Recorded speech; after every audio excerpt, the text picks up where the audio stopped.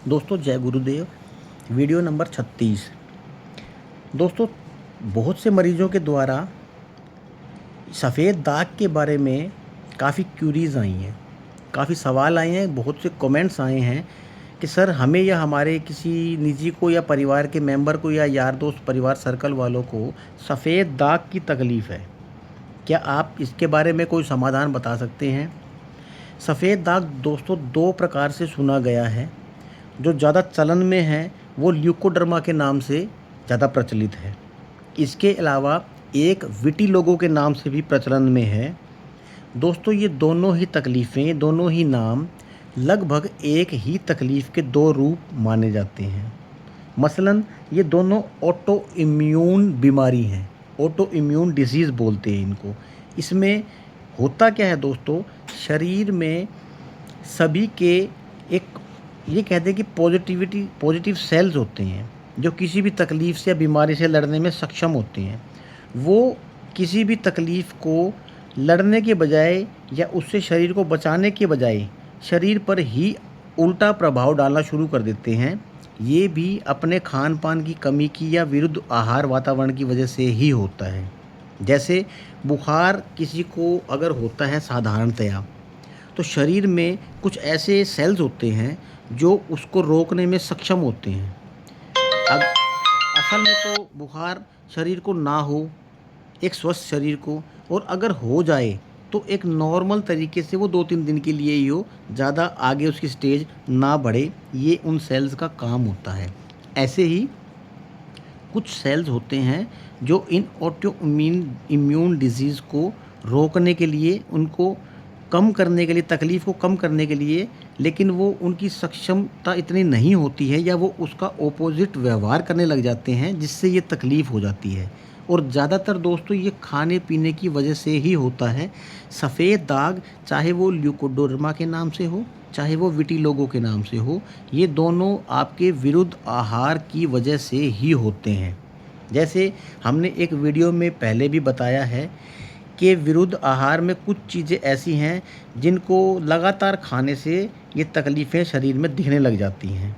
जैसे विटिलोगो में मेन सबसे जो समस्या देखी सुनी गई है वो बड़े बड़े सफ़ेद दाग होते हैं। छोटे दाग से शुरू होकर वो ज़्यादा बड़ा रूप एक ही जगह पर बड़े दाग हो जाने को ये समस्या कहा जाता है। और ल्यूकोडर्मा में शरीर की अलग अलग जगह पे छोटे छोटे दाग धीरे धीरे बढ़ने शुरू हो जाते हैं। दोनों का असर लगभग एक ही है दोस्तों, नाम अलग हैं, इसलिए लोगों को थोड़ा सा कन्फ्यूज़न होता है। आप डॉक्टर के पास भी जाएंगे, सही डॉक्टर का तो मुझे पता नहीं है, गलत डॉक्टर आपको इस बारे में गलत सलाह दे के, बड़े बड़े नाम आपको बता के, और सिर्फ आपसे पैसे ऐंठने वाली बात है दोस्तों।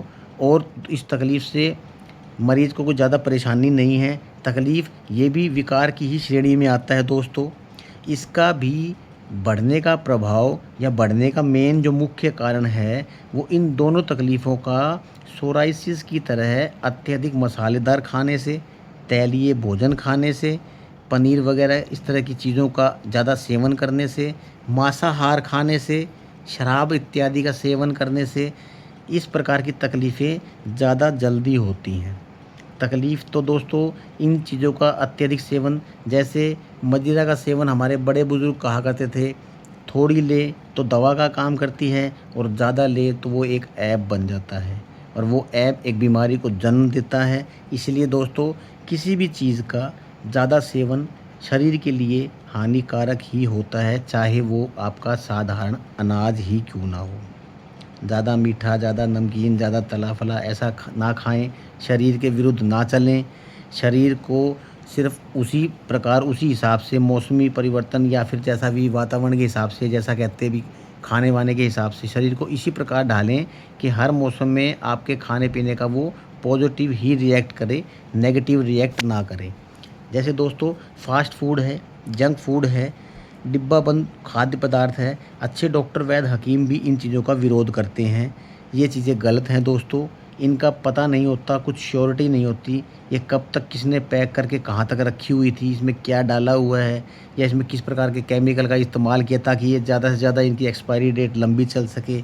वो चीज़ें आप लोगों को नुकसान करती हैं। और किसी भी तकलीफ़ के शुरुआती दौर में ये उन चीज़ों को बढ़ाने में पूरा सहयोग करती हैं। जो भी खाएँ अपनी आँखों के आगे अपने घर पे बनाकर शुद्ध और शाकाहार, ना ज़्यादा तला-फला हो, ना ज़्यादा नमक वग़ैरह मसालेदार हो, ना ज़्यादा मीठा हो। एक एवरेज खाना अपने शरीर के हिसाब से जो आपको चीज़ अच्छी लगती हो, वो एक रूटीन आहार जो हमने वीडियो में भी बताया आपको कि शरीर को जितना ज़रूरत है उससे थोड़ा कम खाएँ।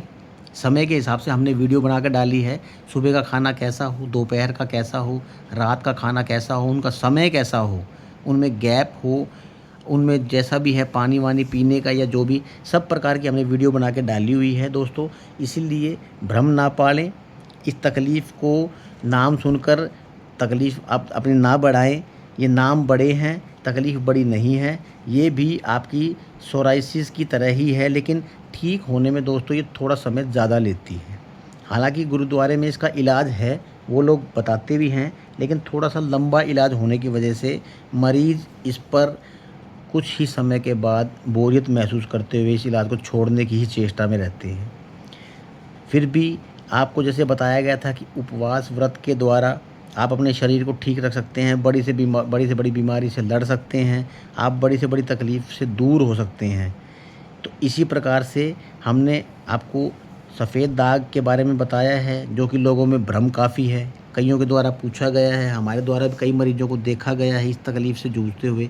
ये तकलीफ़ भगवान की दया से सोराइसिस की तरह ज़्यादा बड़ी तकलीफ़ तो नहीं है, लेकिन दोस्तों तकलीफ़ कोई भी हो, एक सिंपल साधारण सा जुकाम भी तकलीफ़ ही है, आगे जाकर बीमारी की श्रेणी में आ सकता है। इसलिए आप इसको भी लाइटली ना लें। अपने शरीर का, खाने-पीने का, हर तरह की चीज़ों का ध्यान रखें और अपने शरीर को स्वस्थ रहें दोस्तों, ताकि आपका जीवन स्वर्गमय रहे। जय गुरुदेव दोस्तों।